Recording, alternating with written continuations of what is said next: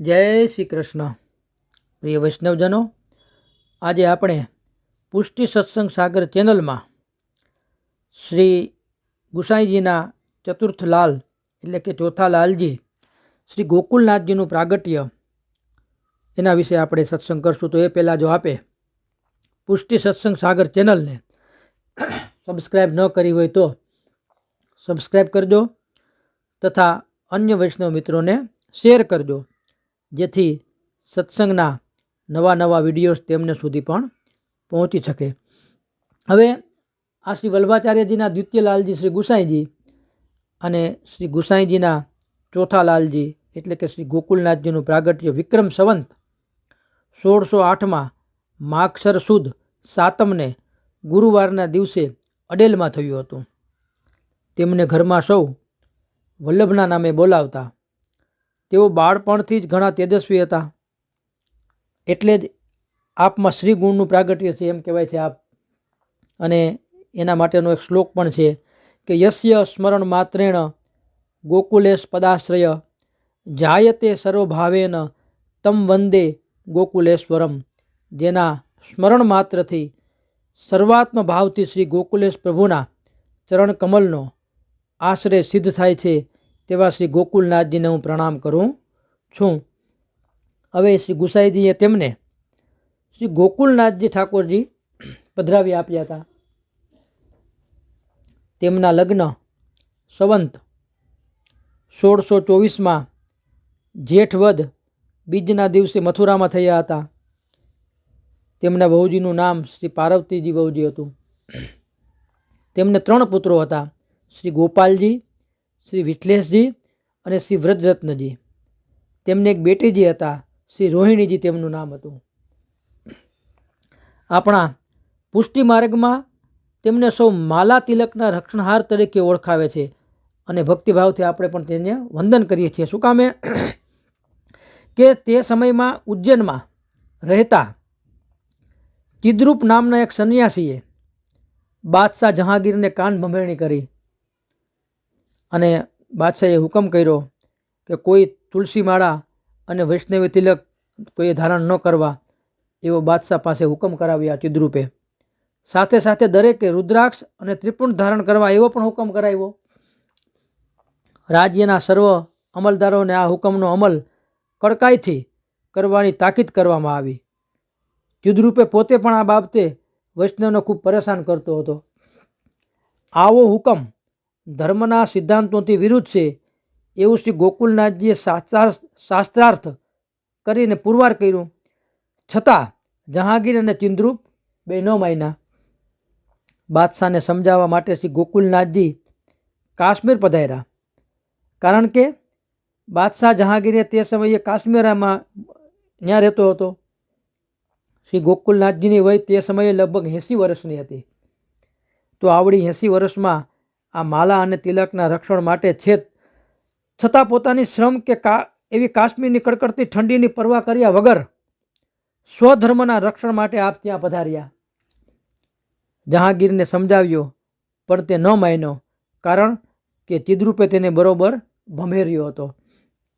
તેણે હુકમ કર્યો કે કાં તો માલા તિલક ઉતારો અથવા મારું રાજ્ય છોડીને ચાલ્યા જાઓ. શ્રી ગોકુલનાથજીએ જહાંગીરના રાજ્યમાં આવેલું ગોકુળ છોડી અન્યત્ર વસવાનો નિર્ણય કર્યો, પણ માલા તિલક ન ઉતાર્યા. બધા વૈષ્ણવો સાથે તેઓ ગોકુળ છોડી ગંગા કિનારે આવેલા સોરમ નામના ગામમાં જઈને બિરાજ્યા. કાશ્મીરથી પાછા આવતા જહાંગીરે ગોકુળને ઉજ્જડ બનેલું જોઈ લીધું. ઓહો! તેને તેની ભૂલ પછતાઈ અને પછતાવો થયો કે માળા તિલક ઉતારવાનો હુકમ રદ કરી શ્રી ગોકુલનાથજીને સન્માનપૂર્વક ગોકુળમાં પાછા પધરાવ્યા. આમ માલા તિલકના રક્ષણનો અભૂતપૂર્વ બનાવ તેમના સમયમાં બન્યો હતો. તેમણે માલા તિલકનું રક્ષણ કરી સાથે પુષ્ટિ માર્ગનું પણ રક્ષણ કર્યું. શ્રી ગોકુલનાથજીની વિદ્વતા પણ અજોડ હતી. તેમણે સંસ્કૃત અને વ્રજભાષામાં ઘણા ગ્રંથોની રચના કરી છે. તેમના સંસ્કૃતમાં રચાયેલા 13 ગ્રંથોમાં મુખ્યત્વે શ્રી મહાપ્રભુજી અને ગુસાઈજીના ગ્રંથો ઉપર લખેલી ટીકા ગ્રંથો છે, જ્યારે વ્રજભાષામાં મુખ્યત્વે 18 ગ્રંથો આપે રચ્યા છે, જેના નામ આપણે જોઈએ તો રહસ્ય ભાવના, ભાવ ભાવના, સેવા ભાવના, ખટ ઋતુ ભાવના, હાસ્ય પ્રસંગો, વચનામૃતો, સ્વરૂપ ભાવના, લીલા ભાવના, નિજ વાર્તા, ઘરુ વાર્તા, બેઠક ચરિત્ર, શ્રી આચાર્યજીની પ્રાગટ્ય વાર્તા, શ્રી ગુસાઈજીની નિજ વાર્તા, શ્રી ગોપીનાથજીની વાર્તા, 84 વૈષ્ણવોની વાર્તા, 252 ભગવદીઓની વાર્તા, ભાવ સિંધુ અને શ્રીનાથજીની પ્રાગટ્ય વાર્તા, આટલા ગ્રંથોનું પણ તેને આલેખન કર્યું. આ ઉપરાંત તેમણે અનેક પદોની પણ રચના કરી છે.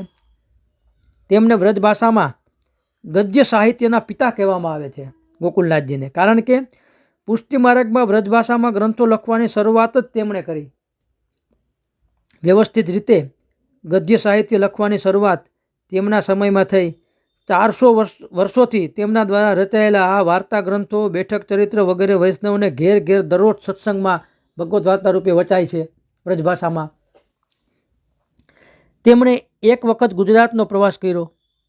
તેનું સુંદર વર્ણન વ્યારાવાળા ગોપાલદાસભાઈ નામના વૈષ્ણવે ગુજરાત તરંગ નામના કાવ્યમાં કર્યું છે. ગુજરાતમાં તેમની બેઠકો અસારવા અને ગોધરામાં છે.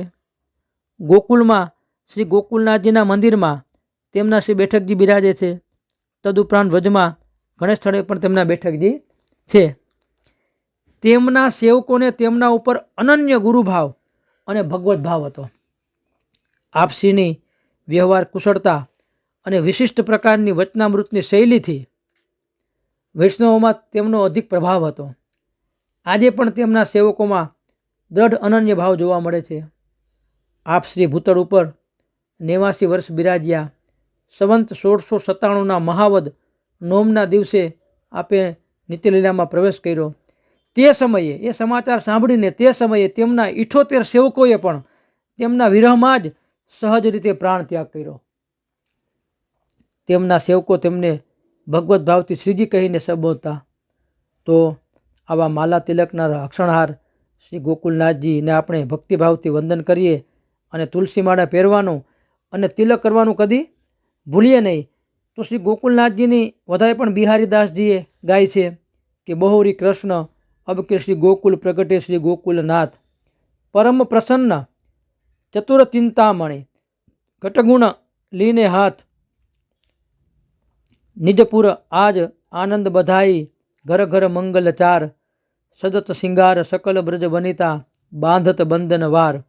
શ્રી વિઠ્ઠલ મન મોદ બેઠો હતી, દેત દ્વિજન બહુ દાન, ગોસુત સુહત અનેક રતન સો, કો કહી શકે બખાન.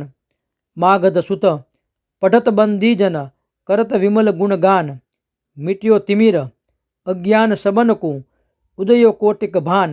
ધન્ય ધન્ય અગહન માસ સાતે સુધી, ધન્ય દિવસ ધન્ય રાત, જય જયકાર સુર નર મુનિ, કુસુમ ફૂલ બરખત, હરદ દહીં પ્રવાહ કેસર કો, વૈષ્ણવ સોહત મહાન, બિહારી દાસ બડ ભાગી, ગાવત ગોકુલેશ ગુણ ગાન. આવી રીતે શ્રી ગોકુલનાથજીનું આ પ્રાગટ્ય અને માલા તિલકના રક્ષણહાર શ્રી ગોકુલનાથજી ઉપર શ્રી ગોકુલનાથજી સ્વરૂપ બિરાજતું હતું. જેની શ્રી ભાગવતમાં પ્રસંગ આવે છે કે સારસ્વત કલ્પમાં ભગવાન શ્રી કૃષ્ણે વ્રજવાસીને સમજાવીને તેનો ઇન્દ્ર માટે જે યજ્ઞ કરતા હતા એ બંધ કરાવીને ગોવર્ધન યજ્ઞ કરાવ્યો અને આથી ઇન્દ્ર ઘણો ગુસ્સે થયો. તેને વ્રજ ઉપર મુશળધાર વરસાદ વરસાવ્યો.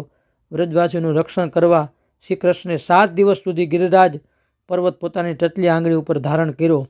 એ શ્રી ગોકુલનાથજી સ્વરૂપ તેમની માથે બિરાજતું હતું. તો આવા શ્રી ગોકુલનાથજીને આપણે એના ઉત્સવ નિમિત્તે વંદન પ્રણામ કરીએ અને આપ બધાને આ શ્રી ગોકુલનાથજીના ઉત્સવની ખૂબ ખૂબ બધાઈ. શ્રી વલ્લભાધીશ કી જય.